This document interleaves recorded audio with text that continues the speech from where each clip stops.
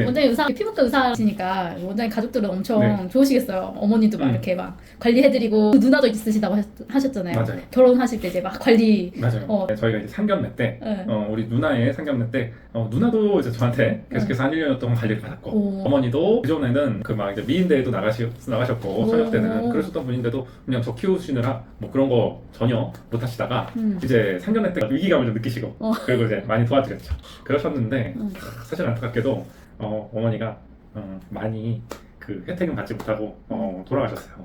자식들이 항상 그런 거 하잖아요. 성공하면 부모님 도와드려야지, 성공하면 부모님 뭐 이렇게 호강시켜드려야지. 하지만 부모님이 기다려주시지가 않는데 사실 저도 그런 케이스였어요.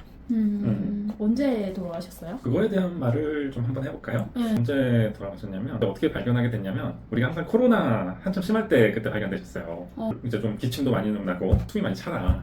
원래 테니스를 되게 좋아하셨는데 그런 증상이 발견돼서 그전에도 좀 질병이 있으셨거든요. 큰 질병은 아닌데 일단 B형 간염, 그래서 간담치내과 대학병원에서 다니고 계셨고 부정맥이 오신 적이 있어요. 그래서 부정맥, 그래서 우리가 심장내과, 순환기내과라고도 하는 심장내과 이렇게 다니고 계셨고, 그 다음에 또 하나는 이제 역류성 식도염, 그 다음에 장상피 화상이라고 해가지고 이제 위염이 심하게 되면 위의 내벽이 약간 소장처럼 변하게 되는 그런 증상이 있어요. 그래서 우리가 이제 소화기내과 이렇게 그 세 가지를 다 다니고 계셨죠. 그래서 그런 걸 이제 다니실 때마다 사실은 이제 저도 같이 외래진료 이제 교수님 뵐 때 같이 따라가서 이제 부모님한테 이제 설명드리고 뭐 숨이 차다, 그다음에 기침이 나온다라고 해서 사실 제가 생각했던 건 뭐냐면 기침이 나오는 건 이제 역류성 식도염의 하나의 증상이기도 하거든요. 숨이 차다 이거 같은 경우에는 이제 부정맥이 좀 있으셨었으니까 그게 한번 좀 다시 한번 발견되셨나? 또 하나 가능성은 이제 코로나죠. 코로나가 심했을 테니까. 그러면 요거는 빨리빨리 이제 바로 응급실 가가지고 우리가 심전도 좀 찍고 그래서 그 부정맥 정도 확인하고 그 다음에 좀 안타깝지만 이제 코로나 걸리셨으면 좀 치료를 해야겠다 라고 해서 빨리 그냥 응급실 가셔서 검사하셔라 이렇게 말씀을 드렸죠. 그런데 이제 알고 봤더니 이제 사진을 딱 찍었는데 폐에 물이 차 있네 라는 걸 이제 그때 발견을 했어요.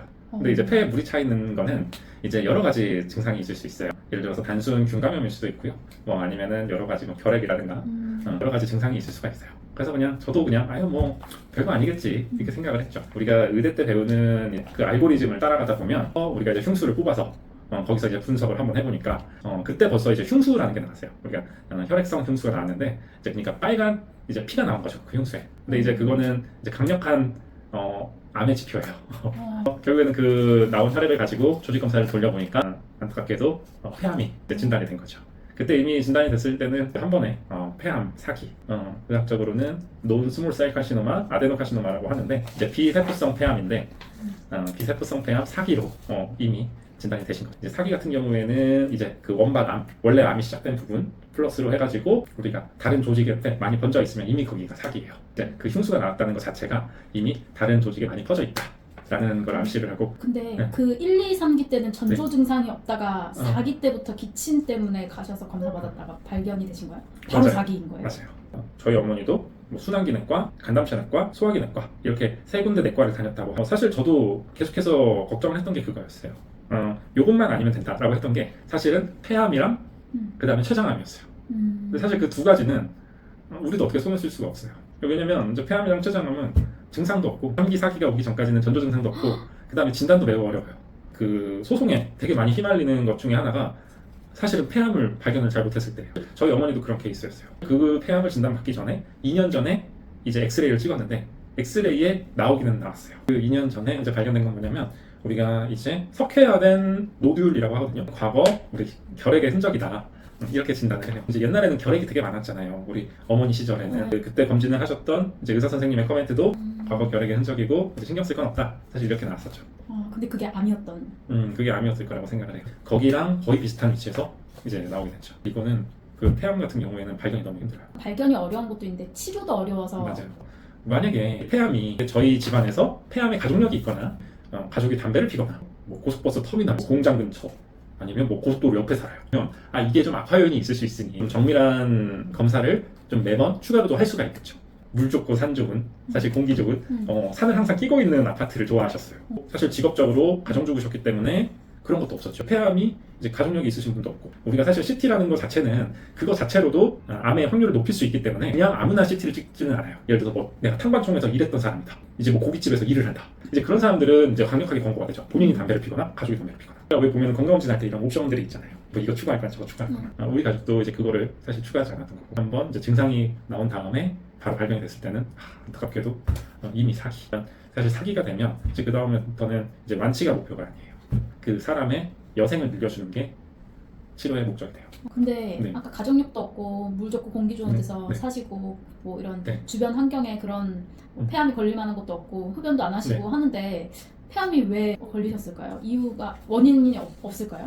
우리가 사실 우리 몸에 있는 어떤 세포든지 간에 악성 변화를 할 수가 있어요. 전에 우리 PD님이 말씀하신 거는 어떤 암에 이제 악화 요인은 될 수 있어요. 어느 암이나 그게 없더라도 발생할 확률은 다 있어요. 어떻게 보면은 참 삶이 허망하죠. 뭐 30대, 40대에 갑자기 뭐 암으로 진단돼서 갑자기 안타깝게도 삶을 이제 마치게 됐다, 이런 말 많이 듣잖아요. 사실 그것이 어떤 악화 요인이 있어서 그런 게 아니에요. 원칙적으로. 특히나 우리 이제 저희 어머니의 그 케이스, 비세포성 폐암 같은 경우에는 원래 비흡연자이면서 여자한테도 많이 호발합니다. 치료를 이제 시작을 했어야 됐죠. 연명 치료라고 맞아요. 하나요? 이제 암이 이렇게 좀 많이 퍼져 있더라도 그 크기를 그냥 확 줄일 수가 있어요. 그러니까 예를 들어서 이게 어떤 암인지에 따라 다른데 그 암을 이제 분석을 하는 거죠. 유전자 분석이라고 하는데, 이제 유전자 분석을 해서 거기에서 이제 EGFR이라는 유전자 유형이 있어요. 우리가 그때 했던 암 치료는 그래서 표적 치료였어요. 표적 치료. 근데 여기에서 이제 좀 어려움이 있는데, 이제 표적 치료가 표적 치료 대상이 되더라도 보험이 되는 2세대 치료제로 치료를 하느냐. 그래서 상대적으로 그거는 비용이 싸요. 비용이 그래도 합리적이에요. 보험이 되니까. 아니면 우리가 최신 세대의 효과도 좋고 부작용도 적은데 보험이 되지 않느냐로 하냐의 딜레마가 있어요. 3개월에 한 2천만 원의 비용을 낼 거냐, 약값으로. 3개월마다 2천만 원이 나가는 약이에요. 암 환자의 가족이라면 이 부분에서 누구나가 이제 좀 그 최신 세대의 약으로 치료를 하려고 할 거예요. 저의 뭐 벌이나 아니면 우리 가족의 상황이 해주지 못할 그거는 아니다 해서 사실은 그 친구를 그 치료를 할 수가 있었어요. 그래서 그 치료가 이제 잘 맞게만 된다면, 폐암이 그 여명을 늘려주는 치료를 목표를 한다고 했잖아요. 제가 정말로 잘 맞는 분은 한 5년 동안도 그냥 일상생활에 아무런 지장이 없으면서 그게 암이 잘 억제가 돼 있어요.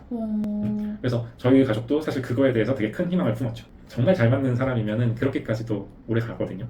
근데 안타깝게도 저희 어머니 같은 경우에는 그 약에 대해서 한 6개월 만에 이제 내성이 판정이 됐어요. 암도 이제 생명체라서 그 항암제에 대해서 계속해서 진화를 하고 발전을 해요. 그 약에 대해서, 그 표적 치료제에 대해서 내성이 생긴 이제 암이 새로 생긴 거예요. 이제 어머니께서 이제 한쪽에 마비가 좀, 이제 한쪽 근육이 억제가 되는 거예요. 이제 암이 퍼지면서 이제 이쪽으로 전이가 된 거죠. 눈을 깜빡일 때 여기는 잘 깜빡여지는데 여기는 잘 안 깜빡여지고, 그다음에 웃는데 이쪽은 웃는데 이쪽은 잘 못 웃게 되고, 이제 비대칭성이 생기니까 입이 삐뚤어져요. 운동신경이나 아세틸콜린의 분비, 이런 것들에 관여를 하는데, 이제 이쪽이 이제 그러면 눈물도 안 나오게 돼요. 우리가 슬퍼서 우는데 사실 암 환자는 정말 많이 슬퍼서 울거든요. 근데 이쪽은 눈물을 흘리는데 이쪽이 안 흘리게 되죠. 그래도 원장님 의사니까, 아들이 의사니까, 그리고 또 주변에 아는 분들 총동원해서 이렇게 또 케어를 해주실 수 있지 않으셨을까요? 맞아요. 사실은 그런 거를 있긴 있죠. 어쨌든 이제 교수님이 말씀하시고 이제 주치의신 교수님이 하시는 말씀도 이제 다 알아듣고 이제 어떤 의미인지 그런 걸 다시 한번 설명드리기도 좋고, 이제 세포 독성 치료라는 걸 이제 우리가 일반적으로 이제 머리 빠지는 치료들이 있죠. 암세포, 이제 엄청나게 분할을 하는 세포란 말이에요. 엄청나게 분할하는 세포를 많이 죽일 수 있는 세포 독성 항암 치료를 시작을 한 거죠. 우리가 이제 전이가 온 부분들을 여기를 이제 방사선 치료를 해서 깨뜨리는 거죠. 이런 세포 독성 치료 같은 경우에도 이제 결국에는 암이 진화를 하면서 이제 또 내성이 발생돼. 그렇게 쭉 치료를 해오다가 1년 하고서 한 9개월 그 시점까지 그래도 뭐 내성도 빨리 왔고, 폐암이 있으신 상황에서 이제 코로나를 걸리셨고, 그 코로나 진단을 받고 하루 이틀은 괜찮으셨는데 사실 그 다음부터 쭉쭉쭉쭉 컨디션이 너무 나빠지셨어요. 그래서 사실은 이제 안타깝게도 이제 소천을 하셨죠. 아들이 의사임에도 불구하고 뭔가 검사나 이런 경과에 대해서 설명을 해주기는 좋아요. 인맥도 총동원할 수 있고 막 이런 거 아니에요? 맞아요. 막 교수님의 교수님을 막 이렇게 소개받고 막 폐암의 최고 권위자 교수님한테 이제 진료를 받을 수 있다던가. 맞아요. 그래서 이제 그 동기라든가 그 내과 전문의로 일하고 있는 그 동기라든가 또 다른 영상학과 이제 친구라든가 이렇게 도움을 좀 많이 받았죠. 그렇게 하더라도 사실 이게 이제 사기를 뭐 예를 들어서 치료를 할 수 있게 바꾼다든가 이제 그런 거는 불가능하고, 결국은 제가 느낀 한계는 뭐냐면 인간의 일이다. 뭔가 신의할 수 있는 일이 치료가 불가능한 상태에서 치료를 할 수 있게 바꾼다든가 이런 건 불가능하고 제가 할 수 있는 거는 그나마 또 희망을 품을 수 있는 부분 그런 부분들을 발췌를 해서 이제 이 어머니한테 설명드리는 거 예, 그런 것만 할 수 있어서 참 의사로서 아직까지 현대 의학의 한계 이제 이런 거를 사실 많이 느꼈죠. 결국에는 우리가 이제 제일 많이 죽는 원인은 결국에는 암이고 막을 수는 없는 것 같아요. 그래서 사실 인턴 때도 인턴 처음에 시작하면서 이제 CPR 열심히 하고 사실 기억에 남는 건 어떤 환자냐면 어떤 이제 사고를 당하셔서 그냥 돌아가시게 됐는데 교통사고. 맞아요. 근데 이제 그거에 대해서 이제 CPR 하고 이렇게 하는데 아 정말 그분의 따님이 유가족 따님이 정말 너무 슬프게 우시더라고요. 그래서 우리 의대생들은 이제 해부학 실습할 때 항상 이제 추모식을 가져요. 그래서 이분이 어떤 삶을 살아오시고 어떻게 해서 시신을 기부하셔서 우리 의학도들이 이제 실습할 수 있게 기증해 주셨는지 사실 다른 사람의 죽음은 많이 이제 접해봤죠. 그리고 저도 역시나 이제 그 어머니의 투병 과정 중에서 사실 함께하기 위해서 낮에 어머니랑 좀 시간을 보내드리기 위해서 이제 낮에는 좀 이제 쉬고 저녁에 요양병원 암 요양병원 이제 당직 의사로도 일하고 이랬었어요. 사망하시는 분이 많으니까 이제 사망을 이제 제 면허 번호로 이제 많이 써드리고 본인 그걸로는 덤덤해지지는 않더라고요. 아직 65세는 되시기 전에 돌아가셨죠. 엄청 젊은 나이에. 네. 지금도 울먹거리셔서. 그런 이게 생각하면은 누구든지 그럴 거예요. 사실 저뿐만이 아니라 부자 저희 아버지죠. 저희 아버지가 정말 많이 힘들어하셨어요. 어머니가 이제 이렇게 폐암 선고를 받고 그 전이랑 그다음에 그 후랑 이제 제 삶이 너무 많이 달라졌죠. 그 내일의 행복을 위해서 오늘의 행복을 좀 참는 사람이었어요. 그러니까 오늘 더 공부를 하고 내일을 위해서 살자 이랬는데 그 희귀한 확률 그거는 생각해봤자 머리만 아프고 나한테는 있지 않을 거야. 아 그런 희귀한 확률도 나한테도 일어날 수 있는 일이구나. 내일 나한테 어떤 일이 생기더라도 난 그래도 행복하게 후회 없이 사는 것 같다 라고 하면서 이제 제 인생의 좀 가치관이 바뀌었죠. 저는 좀 그렇게 어머니를 보내게 됐어요. 가족이 암에 걸렸다 네. 그러면 이제 태도라고 해야 되나? 마음가짐 이런 게 좀 있을까요? 뭐 네. 이런 팁이 있으면 전달해 주시면 좋을 것 같아요. 암 환자분들한테는 작은 희망이라도 정말 큰 힘이 돼요. 제1 암 환자 입장에서 받아들이기 힘들 수가 있죠. 근데 받아들이기 힘들지만 조금이라도 하루라도 더 사는 게 중요한 이유가 암 치료 같은 경우에는 되게 많이 발전을 하고 있어요. 제가 아까 전에 3개월에 1,900만 원이 나왔다던 3개월마다 1,900만 원이 나왔던 그 치료는 이제 지금은 보험이 되는 걸로 알아요. 그리고 또 플러스로 이제 그것보다도 더 좋은 약의 조합이 나왔어요. 하루하루 더 살았을 때 정말 더 드라마틱한 치료약이 정말 나올 수도 있어요. 그러니까 우리가 하루라도 더 사는 것들은 이제 그런 의미로 중요하다. 암 환자한테는 이제 포기하지 마시라. 일단 그게 일단 첫 번째고요. 예, 이제 두 번째로는 폐암 같은 경우에는 5년 생존율이 5%가 채 안 되는 걸로 알고 있어요. 잠깐만요. 그래서 그런 말들을 들으면 가족 입장에서 철렁하죠. 나는 의사 선생님이 이런 말씀을 해주시더라고요. 만약에 1년이 남았는데 그 1년을 2배의 시간으로 그 같이 보낸다면 그거는 2년 같은 1년이 되는 거고 3배의 시간을 같이 보내면 5배의 시간을 같이 보내면 5년 같은 1년을 보내는 거다. 그래서 그런 점을 또 하나 말씀드리고 싶어요. 세 번째는 그 암 환자의 상태는 이렇게 쭉 뭔가 예측 가능하게 떨어지는 게 아니에요. 이렇게 어제까지만 하더라도 정신도 또렷하시고 그냥 감정 표현도 잘하시던 분이 갑자기 이렇게 뚝 떨어져요. 우리가 이제 가족이 좋은 시간 보내려고 하는 거는 하루라도 빨리 보내라. 이런 말을 좀 하고 싶어요. 그리고 이제 마지막 네 번째는 그 암 환자라고 하면 되게 절박해요. 좀 절박해지면 엄청 많이 불안해지고 여기 팔랑귀가 되기가 좋아요. 그 민간요법이 이게 좋다더라. 아니면 요 어떤 좀 사이비 의료가 이렇게 하면은 많이 성공한다든가. 주변에서 사실은 잘 알지 못하는데 야 이거 좋은데 왜 안 해? 저거 좋은데 왜 안 해? 이런 카더라가 너무 많이 들어와요. 근데 이제 저 같은 경우에는 제가 이제 의사니까 이제 그런 것들을 이제 잘 튕겨냈던 건데 일반인분들은 그게 좀 힘들 수 있단 말이에요. 이런 풀뿌리 같은 거 좀 먹어봐라. 그 우리가 이제 항암 치료를 할 때 절대적인 금기가 되는 경우도 많아요. 암 환자한테는 절대 하지 말아야 될 그런 게 되는 경우도 많단 말이에요. 그런 거에 흔들리지 말고 우리 주치 선생님의 이제 지도를 잘 받아라. 30대 청년들이 생활을 할 때 그냥 나의 건강은 지금처럼 이렇게 그냥 쉽게 생각하는 경우도 많고 나의 가족들의 건강도 앞으로도 그냥 쭉 이렇게 갈 거다. 쉽게 생각하는 경우가 많죠. 근데 우리의 생각보다 이 건강 이제 이 병원비라든가 이런 예측하지 못할 지출이 많을 수가 있다. 근데 그럴 때 됐을 때 내가 만약에 그런 여건이 안 돼서 나의 가족한테 좋은 치료를 그때 당시에 좋은 치료를 못 해준다 하게 되면 너무 가슴이 아프고 너무 후회될 일이잖아요. 대비를 하자. 보험. 우리 너무 플렉스만 외치는 사회인데 이제 그런 것도 대비를 좀 해야 된다. 암을 조금 예방할 수 있는 방법은 그럼 좀 대비를 하거나 예방할 수 있는 그런 방법들은 좀 없어요? 이제 스트레스 덜 받고 잠 잘 자고 그 다음에 담배는 1급 발암 물질이니까 그런 거 피하고 할 수 있는 거 하자. 그 다음에 뭐 예를 들어서 자궁경부암은 우리가 HPV 백신으로 가라실이라든가 예방할 수 있는 유일한 암이니까 이제 그런 것들은 하고 그 외의 거는 사실 우리 인간으로서 막는 게 사실상 불가능해요. 저는 확률의 문제일 뿐이지 그거에 대해서 정말 내가 100% 모든 검사를 다 하고 이럴 수는 없어요. 행복하게 살자. 이게 바른 자세라고 봐요. 결국에는 나이가 들수록 암 발생 확률은 높아집니다. 나이가 많을수록 자기 본인이 암에 걸릴 확률은 훨씬 더 높아져요. 우리가 사실 이런 말이 있어요. 오래 살고 싶으면 의사처럼 살지 말고 의사가 하는 말을 잘 들어라. 의사처럼 살면 안 돼요.